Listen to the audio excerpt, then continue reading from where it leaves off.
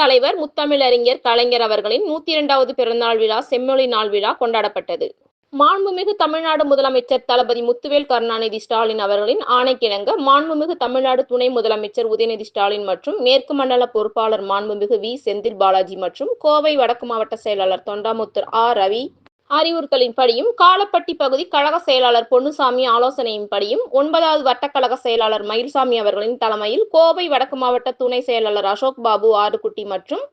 9வது ward councillor திருமதி சரஸ்வதி பெரியசாமி முன்னிலையில் கோவை வடக்கு மாவட்டம் காலப்பட்டி பகுதி 9வது வட்டக்கழக திமுக சார்பாக விளாங்குறிச்சி 1வது பஸ் ஸ்டாப்பில் கழக இருவண்ண கொடியேற்றியும், அதனைத் தொடர்ந்து விளாங்குறிச்சி ரேஷன் கடை அருகில் கலைஞர் அவர்களின் அலங்கரிக்கப்பட்ட திருவுருவப்படத்திற்கு மலர் தூவி மரியாதை செலுத்தப்பட்டது.